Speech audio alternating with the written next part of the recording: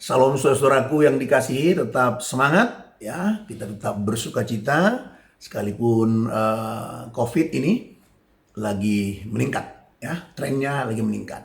Sekali lagi COVID boleh ada, tapi COVID ini atau virus ini tidak boleh menguasai hati dan pikiran kita. Biarlah hanya Tuhan yang menguasai hati dan pikiran kita. Nah, saudaraku, mari kita terus bertumbuh bersama dengan mencintai firman Tuhan.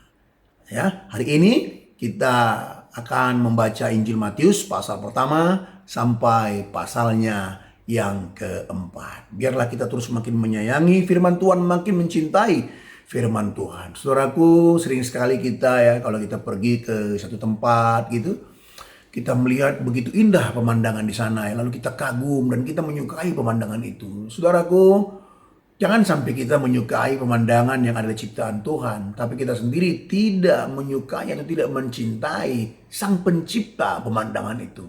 Ya, kalau kita mencintai Sang Pencipta, ya yaitu Allah kita, ya tentu kita juga mencintai firman-Nya, bukan? Itulah sebabnya kita terus saling mengingatkan, saling mendorong untuk terus mencintai firman Tuhan. Ya, jadi hari ini 4 pasal, Matius pertama, 2, 3, dan keempat. Nah, saudara-saudaraku yang dikasih Tuhan, Injil Matius dimulai dari silsilah Tuhan Yesus. Ketika kita membuka Injil Matius, langsung pada ayat pertama dikatakan, inilah silsilah Yesus Kristus, anak Daud, anak Abraham. Saudaraku, di awal tulisannya, Matius langsung hendak menunjukkan kepada penerima surat, yaitu orang Yahudi, ya, orang Yahudi yang percaya kepada Tuhan Yesus. Langsung dikatakan begini, bahwa inilah asal usul daripada Yesus Kristus, bahwa dia adalah anak Daud, ya, anak Abraham. Saudaraku, ini merupakan tujuan daripada Matius menuliskan Injil ini, supaya orang Yahudi ya dibuat segera tahu bahwa inilah Mesias yang dijanjikan itu. Dia adalah anak Daud. Ada janji Mesias, ya, telah dikatakan dalam perjanjian lama bahwa keturunan Daud akan lahir, ya, seorang pemimpin yang menggembalakan umat, menggembalakan manusia. Itu janji Mesias. Anak Abraham menunjukkan bahwa melalui Abraham lah nanti seluruh dunia akan diberkati oleh Tuhan. Jadi maksudnya melalui keturunan Abraham, yaitu Yesus itu, ya, akan diberkati seluruh dunia. Nah, jadi jelas saudaraku yang dikasih Tuhan bahwa orang Yahudi dengan memahami ini, dengan diberitahu mengenai silsilah ini, sudahlah, inilah Mesias itu, janganlah cari yang lain lagi, jangan tunggu yang lain lagi, karena inilah Mesias yang dijanjikan itu. Saudaraku yang terkasih, kemudian saudaraku yang menarik lagi di silsilah itu, kita perhatikan ada 4 nama wanita yang dituliskan di sana. Ini agak unik dalam silsilah orang Yahudi, ya, wanita ada diangkat 4 nama, ya. Bahkan wanita-wanita ini saudaraku adalah wanita-wanita, bolehlah kita katakan tercemar, ya, wanita tercemar atau perempuan yang berdosa istilahnya. Tamar, ya, Tamar ini adalah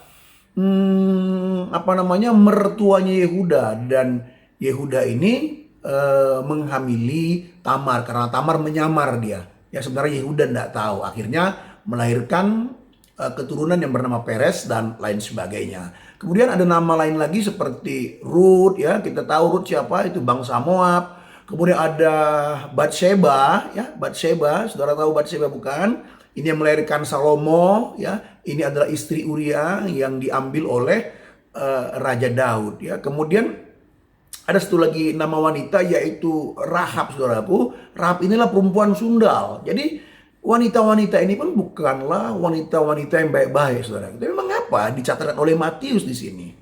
Jadi Matius, saudaraku, juga di dalam Injilnya ini hendak menyampaikan kepada penerima surat saat itu, yaitu bangsa Yahudi, bahwa keselamatan itu bukan hanya untuk bangsa Yahudi, tapi keselamatan itu bagi seluruh dunia, ya, bagi seluruh dunia, bagi bangsa-bangsa lain, seperti penulisan nama-nama tadi itu, ya. nama-nama wanita tadi dari bangsa lain, menunjukkan bahwa kasih karunia Allah itu bukanlah hanya kepada satu bangsa saja, tapi kepada seluruh bangsa di dunia ini yang percaya kepada Mesias ini.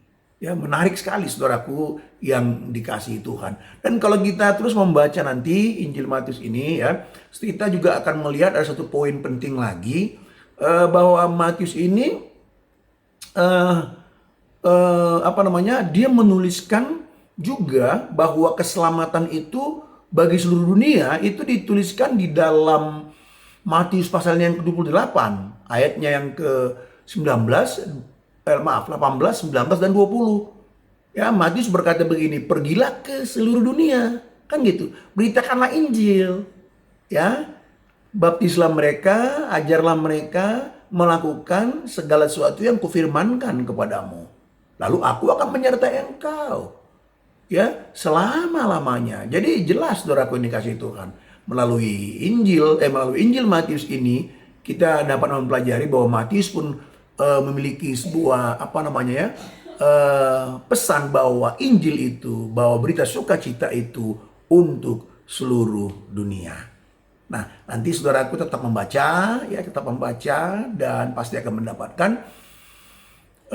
mendapatkan pencerahan dari Tuhan, mendapatkan berkat dari Tuhan kita ketika membaca dengan laporan haus akan firman. Tuhan akan mencelikkan mata kita dan mendapatkan perenungan-perenungan yang indah, sehingga firman itu yang menguasai hati pikiran kita, ya, menguasai perasaan kita, sehingga sungguh firman itu yang akan meluruskan terus jalan kita, membersihkan motif-motif kita, menguduskan kehidupan kita.